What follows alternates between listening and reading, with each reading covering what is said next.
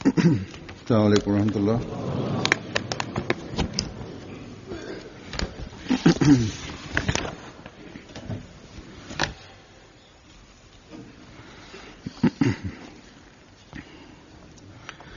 أشهد أن لا إله إلا الله وحده لا شريك له وأشهد أن محمدا عبده ورسوله أما بعد فأعوذ بالله من الشيطان الرجيم بسم الله الرحمن الرحيم الحمد لله رب العالمين الرحمن الرحيم مالك يوم الدين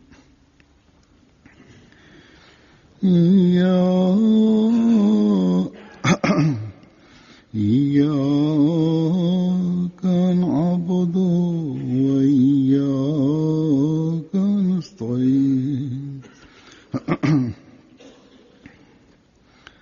اهدنا الصراط المستقيم صراط الذين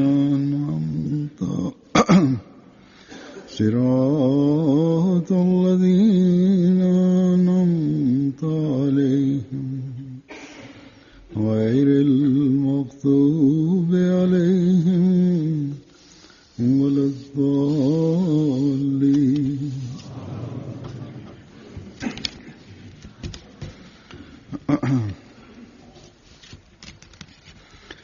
अमली इस्लाह के मजमून के बारे में मैं गुज़श्ता दो जुमों से बयान.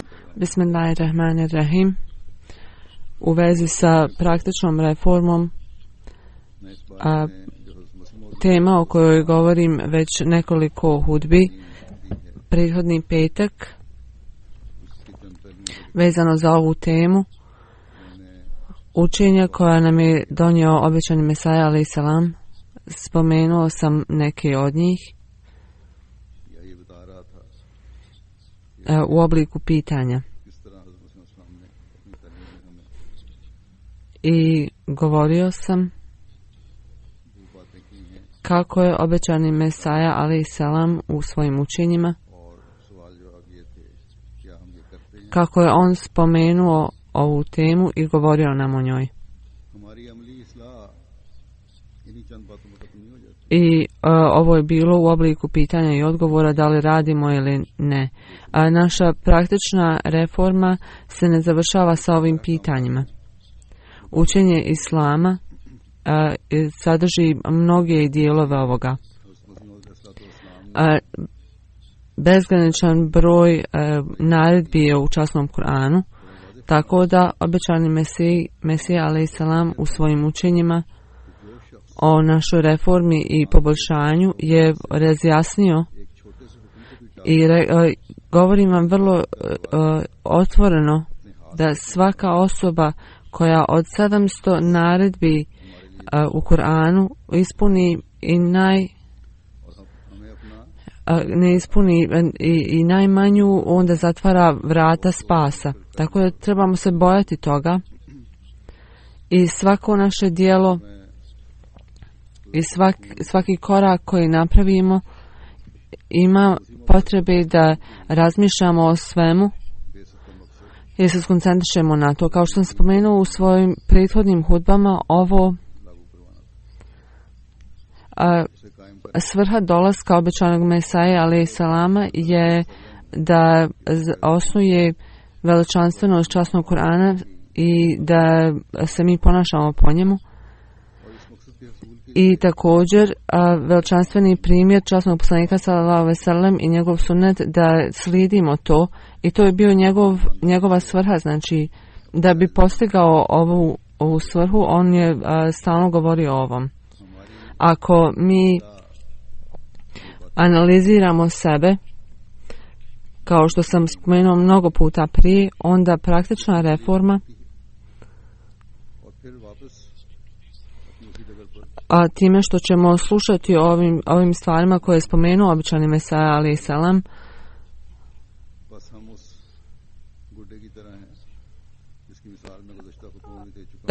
ali mnogi od nas se stalno vraćamo na iste stvari koje smo radili prije. Tako da ja sam dao primjer ovakvih ljudi u svojim prethodnim hudbama.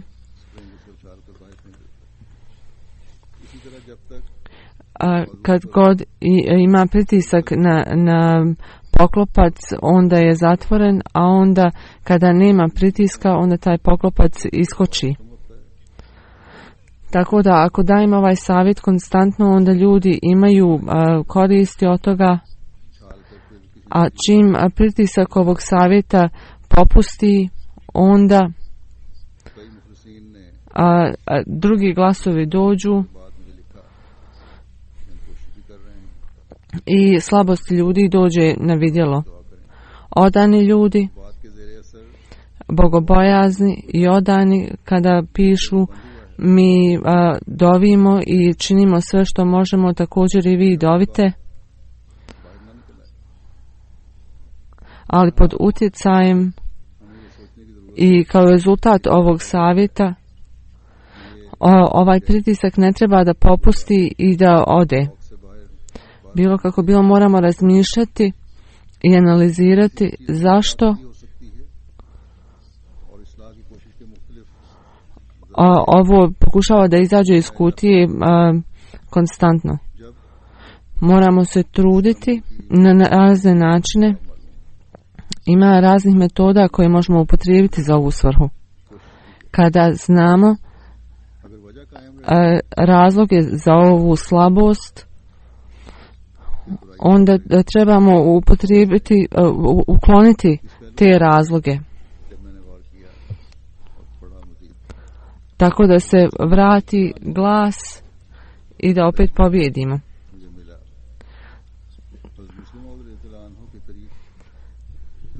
Kada čitamo Kur'an i analiziramo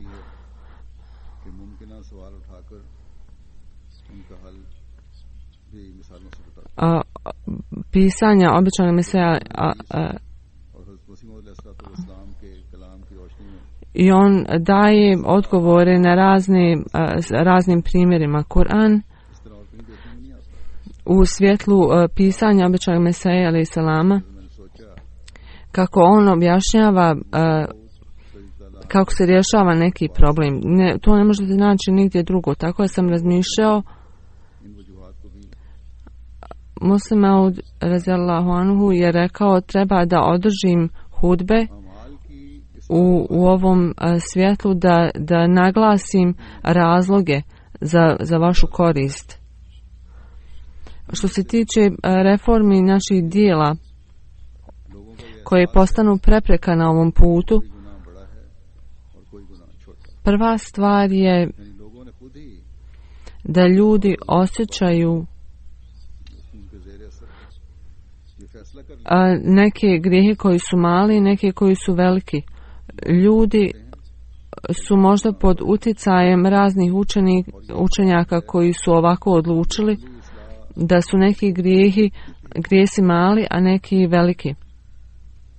I ovo je to što postane prepreka na putu praktične reforme. Kao rezultat toga osoba postane hrabra i čini ove grijehe. I važnost grijeha nije više u njegovom srcu i oni osjećaju da ako počine mali grijeh, onda tu nema nikakve štete ili kazna za ovo nije toliko velika. Muslim Maud kaže, ako osoba se razboli, nije bitno da li je malo ili puno. Ako ne uzmete lijekove i ne potrudite se da to sanirate, onda nećete biti dobro opet, nećete ozdraviti. I onda to može postati jako veliko i širiti se i mala crna tačka može zacrniti cijelo lice. Tako isto manji grijesi, ako ih uzmemo olako, oni mogu postati veliki grijesi. I mali grijesi su oni kao što su male crne tačke koja može da zatamni cijelo lice. Tako da ovo moramo stalno upamtiti. Nijedan grijeh ne trebamo smatrati kao malim. Jer kada je ovo razmišljanje ovdje, ovaj je grijeh mal,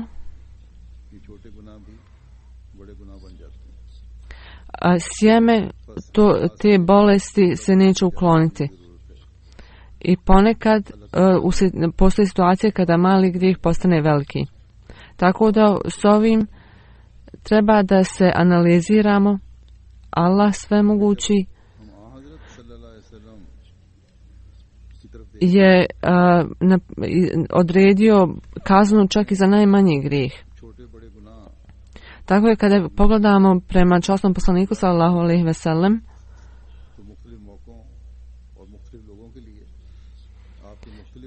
veći i manji grijeh, dobra i loša djela, sve je on objasnio.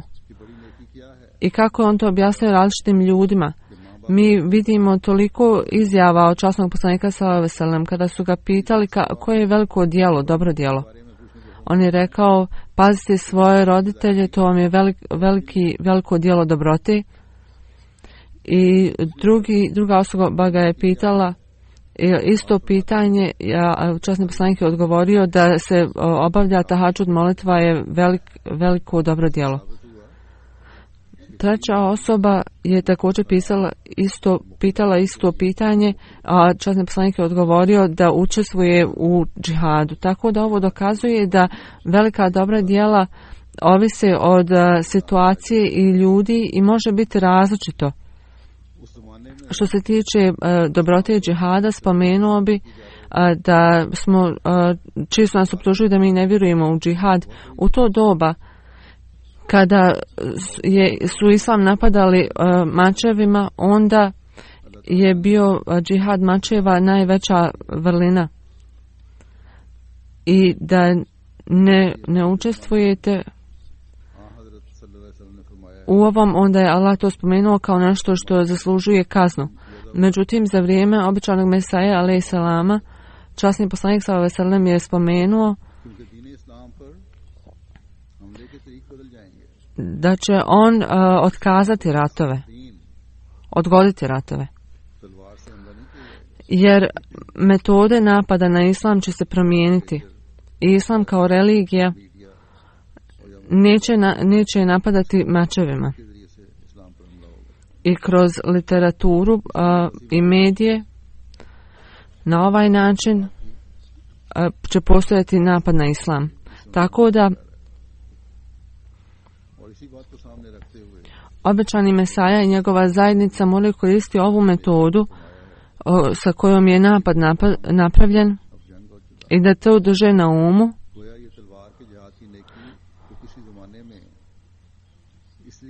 Obećani Mesaja alejhi salam je spomenuo da je sada zabranjeno ići u džihad s mačem zbog religije.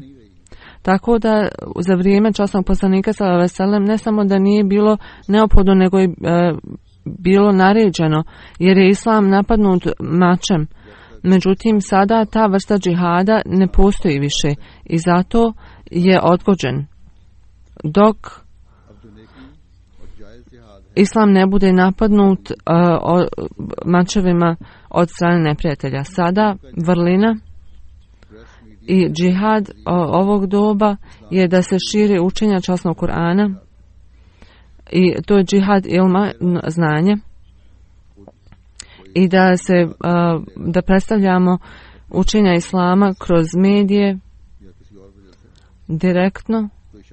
I ako neko ne učestvuje u ovom zbog manjka svog znanja ili nekog drugog razloga, onda objavljivanje literature i tablih, oni mogu financijski učestvovati. Ali onaj koji učestvuje u ovom džihadu, तो उसके लिए बड़ी नेकी ये जिहाद में ako ne pazi बड़ी नेकी i ne ispunjava svoje potrebe prema svojoj porodici, onda ovaj džihad nije veliki. Taka osoba, velika vrlina bi mu bila da pazi svoju porodicu i to bi bilo neophodno. उनकी तालीम पर तवज्जो न देना, उससे महरूम रखना, I ne smijemo uklanjati prava njih i djece. के ज़माने में Ta osoba postaje griješna kao rezultat toga. Za vrijeme časnog poslanika sallallahu alejhi ve sellem i pored toga što je postojala naredba džihada, spominjao je kada bi odgovarao na pitanja da je usluga roditeljima najveća vrlina. Tako da postoji objašnjenje koje je u skladu sa ovim i vidimo da trošimo toliko novca koje nije na stvari koje nisu potvrđene. I sada postoji i kocka i ljudi često uplaćuju loto i idu na ova mjesta gdje se ljudi kockaju i mašine s kojima se igraju, ali u svakodnevnom životu oni ne lažu, nisu nepravedni, ne ubijaju druge ljude. Oni misle da su to veliki grijesi, ali kockanje i trošenje novca na nedopuštene stvari je također veoma loše. Tako da ovakvoj osobi trošiti pare na nedozvoljene stvari je veliki grijeh. A ove druge stvari koje on već smatra velikim grijesima su veliki grijesi. Tako i djevojka koja ne brine o svojoj odjeći i ne nosi šal kada izađe, iako je Ahmedi muslimanka i tvrdi da je Ahmedi muslimanka i izlazi bez šala.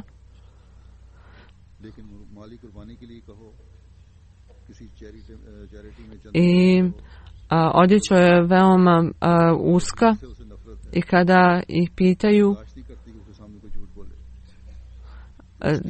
da se žrtvuju novčano, ona ne voli lagati ili da neko drugi laže njoj. Tako da ovoj ženi da dadne više novca i da laže za nju je važnije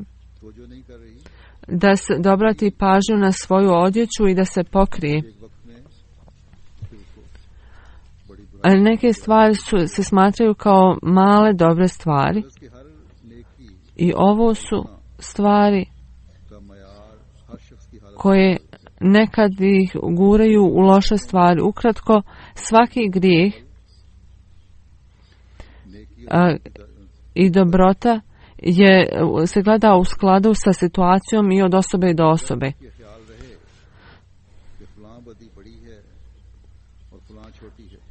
Ljudi su drugačiji u vezi sa dobrim i lošim stvarima.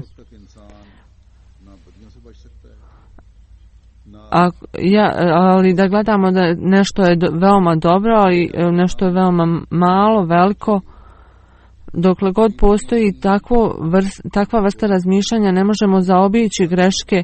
Uvijek moramo upamtiti da velike greške su one koje osoba ne može da zaobiđe, da ih se riješi. I one postanu navika te osobe. A velika dobra stvar je ono što osoba nalazi teško da učini. Tako da neke stvari su dobre za jednu grupu, za drugu grupu su male ili velike. Tako da ako moramo ići prema praktičnoj reformi, onda prvo morate ukloniti ovu pomisao, na primjer,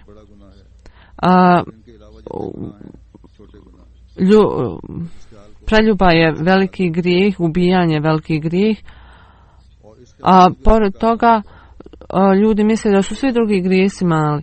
Ovo moramo ukloniti iz svog uma. I treba da uklonimo da su post, zekijat, hadž velike vrline, a sve ostalo je malo. Kao što muslimani generalno razmišljaju i razumiju. Ako ne uklonimo ovu pomisao, onda naš praktični da kada slijedimo svih 700 naredbi u časnom Kur'anu pomoću kojih ćemo doći do spasa. Tako da ne trebamo samo kao drugi ljudi smatrati da su neka djela vrline male, neke velike, i u skladu s ovim drugi muslimani i njihova definicija ovoga je da je post najvažniji na ovo,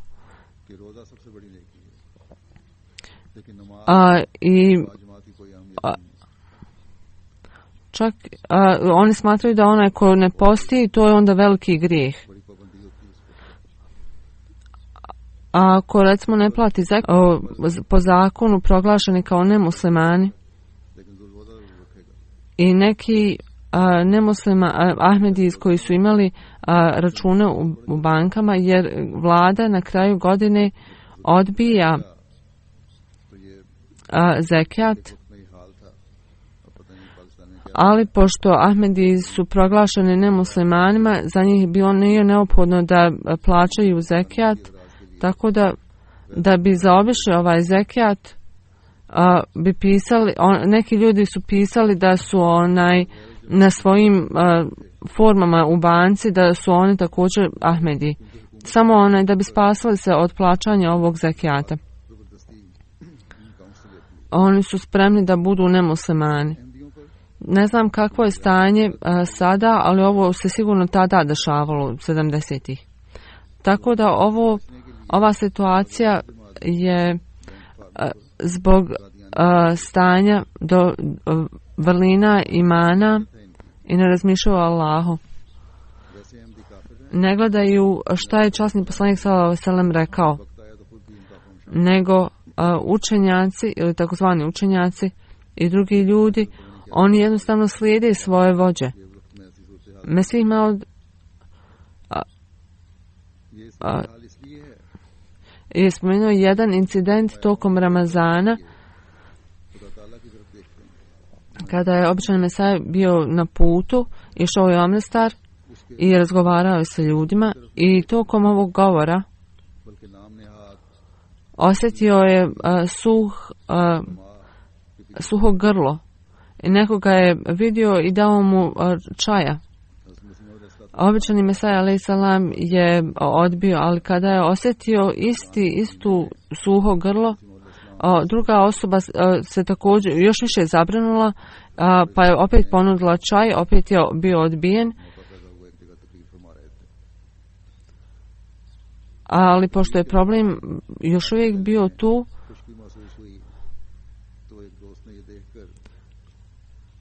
onda mu je neko predložio čaja po treći put. Običani Mesaj a.s. je mislio, ako ne uzmem ovo, onda će ljudi pomisliti da se pravim, da se hvalim. I ova naredba koju je dao Allah da se ne smije postati tokom puta, on je uzeo čaj i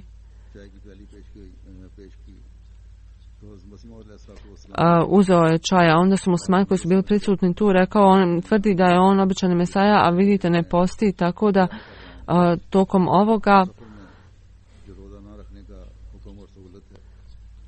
oni su dokazali da oni vjeruju da nije bitno kakvo je stanje, morate postiti. Hazrat Muslim Maud je napisao da možda 90% tih ljudi koji ne klanjaju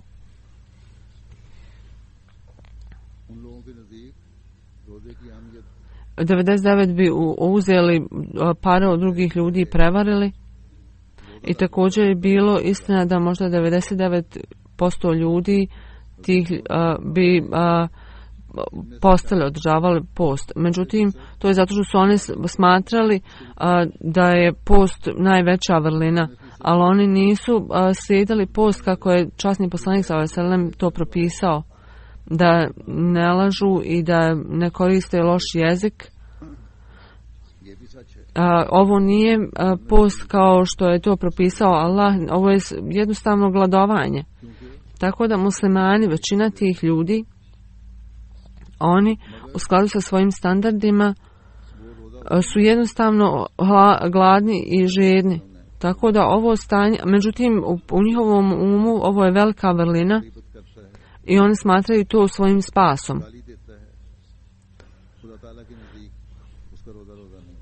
I možda oni imaju neke druge vrline i oni smatraju da je to način da se spase. Ovo su ljudi koji ni na ovom svijetu ne zasnuju vrline ovog svijeta, niti mogu zasnovati šta je zaista značenje grijeha. Tako da po ovim standardima velike vrline i male vrline, veliki grijesi i mali grijesi, oni nemaju standarda. I rezultat ovoga u skladu sa njihovom definicijom, šta god da je vrlina, i oni samo rade ono što oni smatraju da je velika vrlina. I onaj grijeh koji oni smatraju malim, oni nisu spremni da se bore protiv toga. Iako oni ne mogu to napustiti, znači oni se ne mogu boriti s tim. I na ovaj način oni skupljaju loša djela. A Islam je učinio da je velika vrlina ona s kojom se osoba mora boriti. I veliki grijeh su oni od kojih se čovjek ne može zaštititi. Tako da moramo razmišljati o ovom. Tako da moramo imati svaku vrlinu i da se uklonimo od svake mane. Naše definicije koje smo mi sami stekli ne mogu nas zaista učiniti da radimo prave stvari koje se traže od nas. Mnogo puta se desilo da neki smatraju svoje definicije i onda imaju razne gubitke. I neki ljudi prihvate neke dobre stvari, ali ne prihvate druge stvari. I vrline koje se smatraju malim, zbog njihov manjka koncentracije, onda oni se ne obraćaju pažnju ni na druge vrline. I mnogo puta mali grijesi u stvari učine ogromnu štetu koja se ne može popraviti vrlinama. I učine čovjeka, uklone ga od čistoće i od Allaha. A nekad kada činite manja loša djela, rezultat je da je to još uvijek tu i čeka taj moment kad će izaći. Tako da moramo obratiti pažnju na ovo.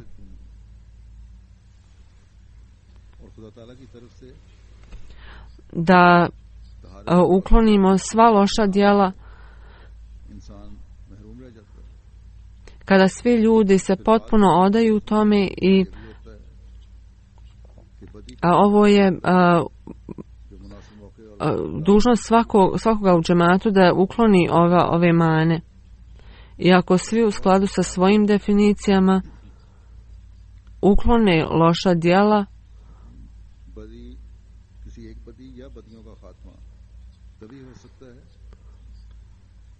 i da ljudi razmišljaju sami na svoju ruku šta je loše, šta je mali grijeh, veliki grijeh, šta je dobro, da bi očistili cijelo društvo od loših djela. To se može postići samo kada svi ljudi razmišljaju u istom smjeru.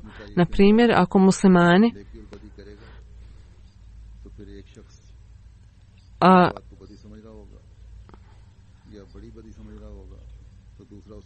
svi smatraju da je najgore da se jede svinjetina. Tako da čovjek koji čini razna loša djela, ali ako on kaže da ne jede svinjetinu, onda je on musliman. Kako to može biti?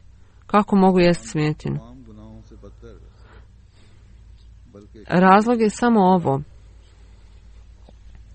Da muslimani su izgubili osjećaj da je jesti svinjetinu zabranjeno i jeste veliki grijeh.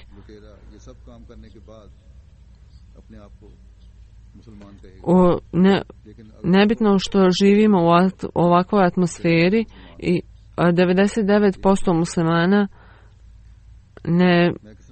ne jedu svinjetinu u ovom društvu. To je zbog ovog osjećaja koji su oni skupa stvorili između sebe, koje se stvorilo između muslimana. Tako da bi zaustavili mane i osnovali vrline, imamo potrebu da naglasimo ovaj osjećaj među svim ljudima u našem društvu da malo dobro djelo je dobro djelo i mali grijeh je također grijeh, da je velik. Tako da ako ne spoznamo ovo i ne bude nam svima jasno i ne potrudimo se na ovaj način, onda će mane nastaviti da žive u našem društvu i stajat će kao prepreka u našem praktičnom reformi. Znači, praktična reforma je dio društva i atmosfere i da utječemo na druge ljude. Allah je dao ljudima ovo u prirodi ljudi. Znači, ovo je priroda i djeca ovo kopiraju i mi kopiramo inače druge ljude i ovo je sigurno nešto što nam može biti od koristi. Ali loša upotreba ovoga može uništiti čovjeka. Ovo imitiranje drugih ljudi je rezultat društva. Ljudi uče jezik od svojih roditelja i mnogo drugih stvari, dobrih stvari i postane dobra moralna osoba i dijete može postati moralna osoba gledajući svoje roditelje i da uči Kur'an i da živi sretno i da mrzi da govori laži i onda i djeca prihvate ove dobre stvari. Ali ako laži ili izrugavanje drugih ljudi postoji, onda i ako ne mare za dostojanstvom džemata, onda djeca to vide među svojim roditeljima i zbog ovog imitiranja on nastavlja, on kopira ove mane. Tako da u društvu sve što on vidi, on pokušava da postigne to i da prihvati to. Tako da ja stalno napominjem roditelje da treba da paze na atmosferu djece vani, ali i kod kuće, programe koje gledaju na TV-u i na internetu, da roditelji sada moraju paziti na sve to. I ovo također trebamo obratiti pažnju da reforma djece je od samog početka. Moramo ovo uvijek upamtiti i ne trebamo se truditi onda kada narastu. Sa 2-3 godine oni već treba da pođu sa svojim treningom i školstvom dok je dijete kod kuće, jer tada djeca uče jako mnogo od svojih roditelja. Tako da roditelji nikada ne smiju misliti da je dijete veoma malo i ne mari ni za čim, ne zna ništa. Djeca u stvari gledaju svako djelo roditelja i nesvjesno sve ide u njegov um. I u jednom momentu će to početi slijediti. I djevojke u imitiranju svojih majki će također kopirati kako se oblače i muškarci i djevojčice. Tako da sve što je loše kod roditelja, on će to slijediti. Na primjer,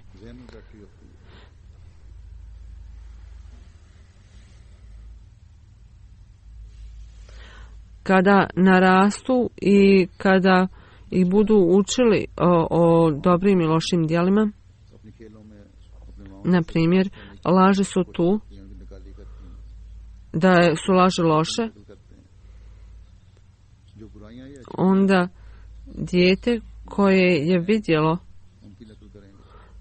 koje nije vidjelo dobre standarde kod svojih roditelja i nisu im ispunjavane obećanja kod kuće, tako da u svojem školstvu da on će naučiti da su laži loše, a ispunjavanje obećanja je dobro, ali on to neće praktikovati u svom životu.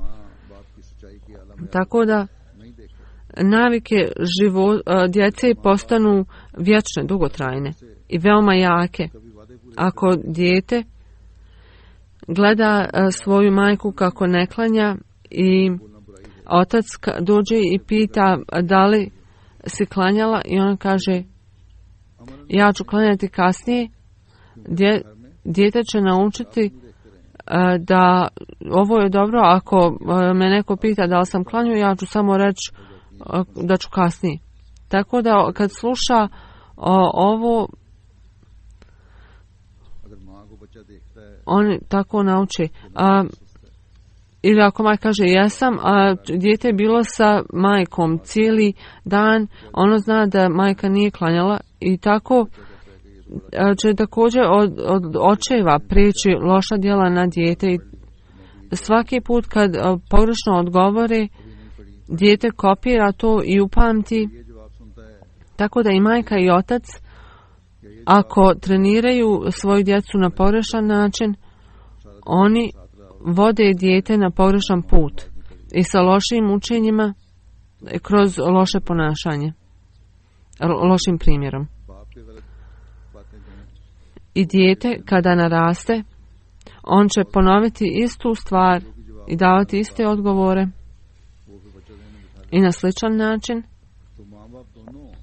sa komšijama i prijateljima majke i oca. Ako oni urade nešto loše, to će također imati utjecaja na dijete. Tako da, ako zaista praktična reforma postoji i treba da se odradi i da obavite pravi trening vaše djece i da standardi budu visoki, onda roditelji moraju upamtiti svoja djela.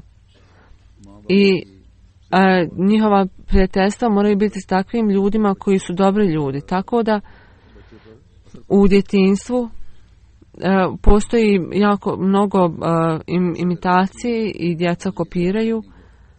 Tako i ako djecu stavite u dobru atmosferu, onda će oni uvijek raditi dobre stvari i ponavljat će dobre stvari. Ako budete loše stvari, onda će oni raditi loše stvari. Oni ljudi koji rade loše stvari, kada narastu, kad im kažete ovo je loše, nemojte to raditi, neće se moći suzdržati. I onda roditelji ne treba da se žale na dijete, tako da roditelji imaju veliku odgovornost da su kroz svoj primjer, da im djeca obavljaju namazi i da govore istinu i kroz druge primjere usade i dobre morale u svoju djecu, tako da djeca ponavljaju to i postanu moralni ljudi. Da ne lažu, da se suzdrže od toga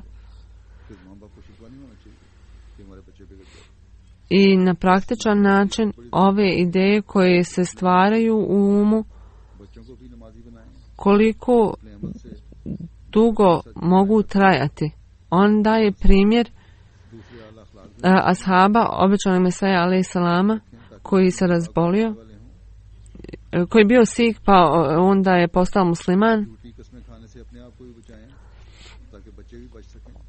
I drugi ljudi su bili veoma protiv njega. Muslim Maud kaže, jednom sam ga vidio kako ide u kuhinju i govorili su mu, sad ćemo te natjerati da jedeš nešto. On je rekao, molim vas, nemojte me tjerati na to. On i još neki muslimani natjerali su i da to pojedu i toliko im je bilo to mrsko da su povratili. Tako da to je toliki osjećaj,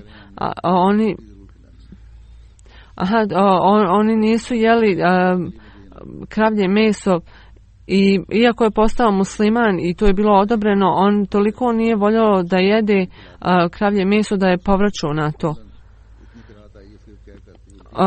On je toliko mrzio to meso u svom srcu da nije mogao to da jede, iako je normalno. Tako da ljudi to slijede i ovo sjeme kad je jednom posađeno, ono raste.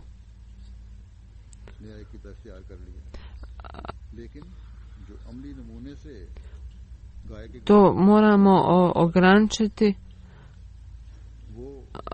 kao drvo koje ima plodove i ako se brinemo o njemu, onda dalje raste.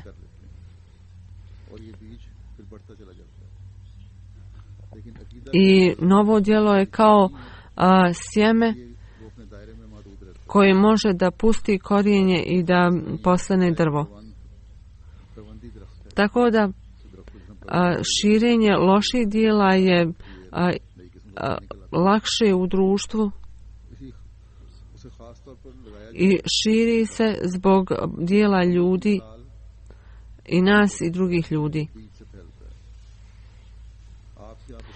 To jeste u vrlinama i u manama utjecaj društva je veoma velik.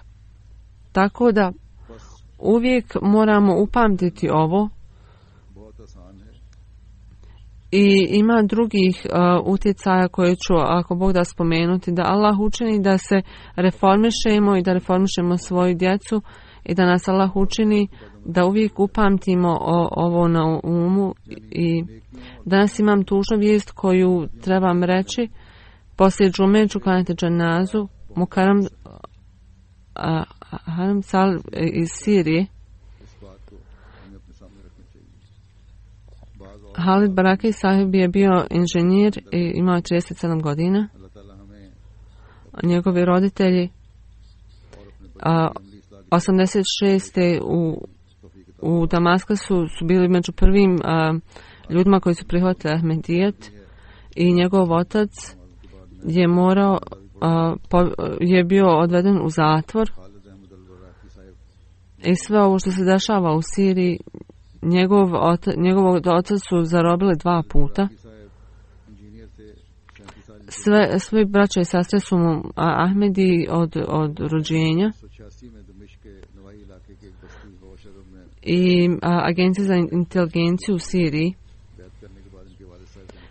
su ih zarobili i nismo mogli dobiti nikakve informacije o njima. 9.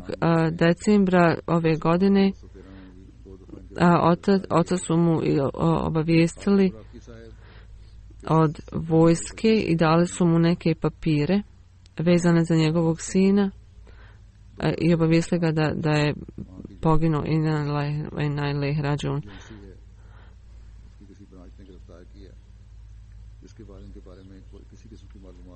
Tijelo nije dato njegovom ocu, možda su ga jako mnogo torturisali, bio je jako bogobojazan i slijedio je učenja. Svjedoče o ovom mnogi Ahmedi i ne Ahmedi ljudi. Učio je Kur'an na veoma lijep način. Uvijek je pomagao drugim ljudima i uvijek je ispunjavao svoje dužnosti i odgovornosti i bio je jako vezan za džemat i hilafet, to mu je bio način života i jako mnogo je volio sve ljude. bio je predsjednik lokalnog džemata i služio je kao musi. Uvijek je davao financijske kontribucije. Imao je 3 djece. 2 djece ispod 6 godina starosti. I još jedno koji se rodio tokom ovog perioda. A prije nego što su ga uhapsili, on je napisao: ljubav za državu je dio naše vjere, da Allah zaštiti našu državu i da nam Allah ukloni sve probleme i opet je učini lijepom. I treba budemo ljudi koje Allah voli. O moj Allahu, pomozi bogobojaznim ljudima da šire dobre stvari i da se ispuni dova za ovu državu. Često smo imali kontakt e-mailom dok smo bili u Siriji. Bio je primjer gostoprimstva, uvijek se je imao osmijeh na licu i živio je u kući džematskoj u Damasku. Jako je mnogo volio znanje i sa svojim rođakom je dolazio kod nas i razgovarali smo o raznim temama i čitao je jako mnogo iz biblioteke i naručivao je članke i onda ih je pisao na kompjuter i slao nam te članke. I pomagao nam je sa prevodima. Jako mnogo je volio obećanog Mesaju alaih salama i bio je jako odan hilafetu i arapski programi na MTA. On je uvijek emotivno pratio i slao svoje poruke. Snimio je jednu poemu obećanog Mesaja alaih salama i 2012. je napisao pismo u kojem mi je pisao san 2006. da će imati velike odgovornosti i da je imao savjet da ne pokazuje nikakve slabosti. Kad je postao predsjednik, mislio da se ovaj san ispunio, ali bilo mu je naređeno da dadne svoj život. Bio je jako strpljiv i vjerovatno je dao život baš na ovom putu. Da Allah oprosti njemu i da uzdigne njegov status. Još jedan misionar je bio tu i on kaže sa teškim naporima on je radio za džemat i rekao je ja to radim tako da Ahmedi su jaki i lojalni, odani, i pošto je zabranjeno da govorimo na poslu, on je govorio pokušavam da impresioniram ljude svojim djelima, visokim moralima. Jako mnogo je volio svoju državu i svoje prijatelje i kolege i svima je govorio treba da volimo svoju državu, to je učenje islama. I hudbe koje sam ja dao na ove teme, on je dijelio to svojim prijateljima i da savjetovao ih da postanu mirovni građani svoje države.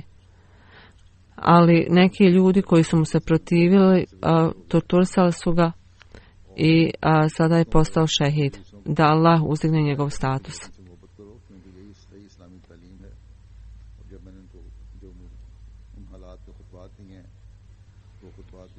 Da Allah svemogući dadne utjehu njegovoj djeci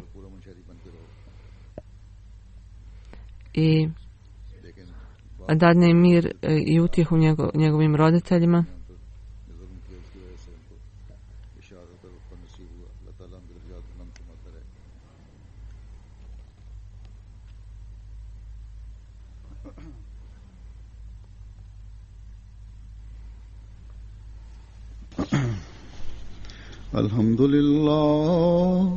الحمد لله نحمده ونستعينه ونستغفره ونؤمن به ونتوكل عليه ونعوذ بالله من شرور أنفسنا